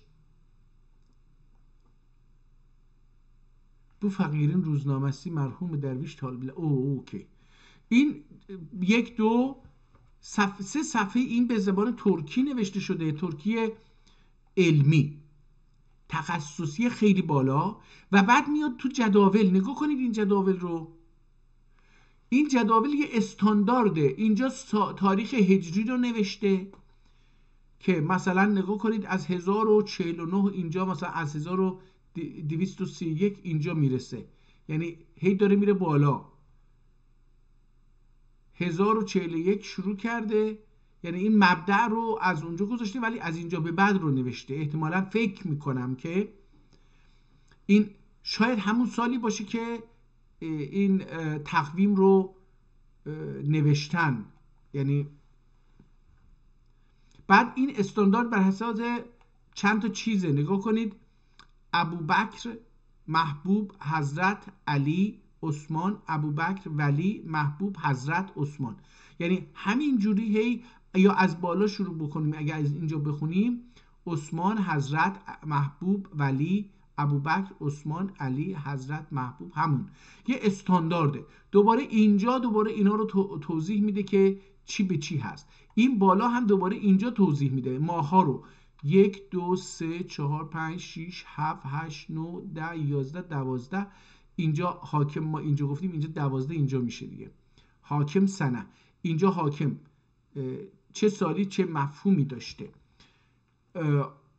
این برای چه کاربرد داشته، برای تقویم داشته، برای ازدواج داشته، برای احتمالاً جنگ داشته، برای صلح داشته، برای نمیدونم کار خیر، هر کاری که نمیدونم، احتمالاً برای کشت و زر داشته، زمستان و پاییز و تابستان اینجور چیزا رو احتمالاً نمیدونم یعنی به چه دردی میخورده و میخوره، ولی خب بالاخره اینجا هم یه تغییر دیگه داد، یک جدول دیگه ای کشید. نگاه ولی رو امروز از طریق برنامه‌های کامپیوتری بسیار پیچیده شما میتونید ببینید که دارن انجام میدن، و ما در اون زمان این رو داشتیم، جداول بسیار پیچیده که چند بعدی هستش. یک بعدش اینجاست، یک بعدش این بالا، یک بعدش اینجا، دوباره همینجا. این هم که اولش ببینید چند بعدیه، این 1 بعده، این 2 بعده، این هم 12 بعد، 13 بعد، برای اینکه اینجا خود این هم هست، نه اینجا 12 بعد. ببینید اینها رو مجموعه اینها هزاران جدوله، و اینها رو پدران ترک ما 500 سال پیش نوشتن. این کتاب رو ببین تاریخش هم میتونیم به دست بیاریم، خیلی جالب میشه که این کتاب رو هم، بله دیگه اینم تاریخش رو گفتیم،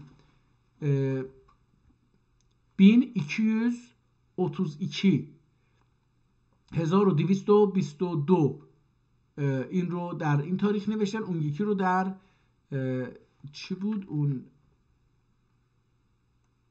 این کتاب رو هم در 1000 نبود، اون خیلی چیز بود. این رو هم محمد ابن عبدی در اوایل رجب سال 775 نوشته. الان هم 1446، حدود 700 سال، 600 خورده ای سال پیش، 680 سال پیش این کتاب رو نوشته. پس اون وقت این سلیمان قانونی چه سالی بود آقا؟ 1494 متولد شده. الان 2025 بگیم 500 سال چیزی نمیشه این تاریخ ها. به خاطر اینکه اون قمریه، وقتی قمری باشه فرق میکنه. اوکی، اینو اگه حتی میتونیم به قمریش هم احتمالاً در بیاریم. بذارید ببینیم. سلطان گریم دشت نام پران سلطان گریم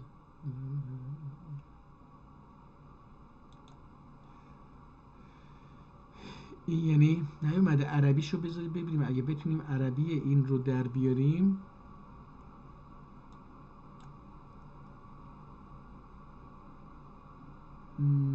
به راحتی میتونیم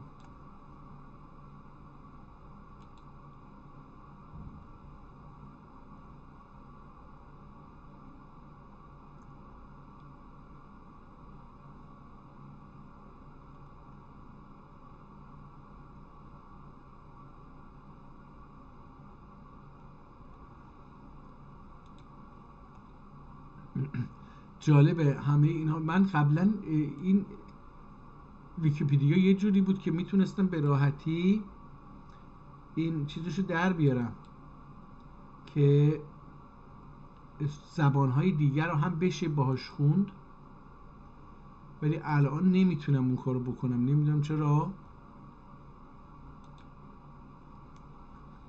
نتونستم. اینم که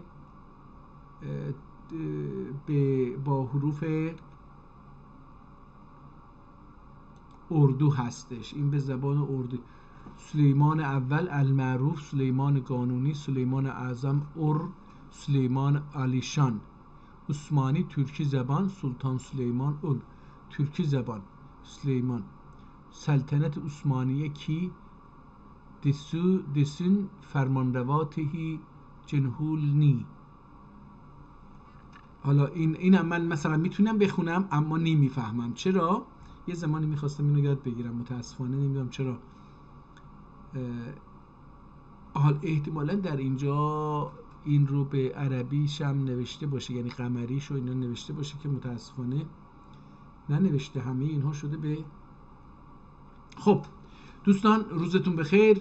امیدوارم که موفق و مؤید باشید. به امید دیدار شما در روز دیگر و آگاهی با کتاب‌های جدید در زبان ترکی. و بدونیم که زبان ترکی زبان علم بود، زبان تخصص بسیار پیچیده بود، زبانی بود که در اون نه تنها از تقویم و اجرام آسمانی اینا صحبت می‌کردن، بلکه بر روی زمین، بر روی جغرافیا، بر اساس ساعت و طول و عرض جغرافیایی و نصف نهار و نصف چیچی از اینها صحبت می‌کردن و اینها رو به دقت زمین رو، مساحت، طول رو اندازه گرفته بودن، به دقت این رو بیان میکنن.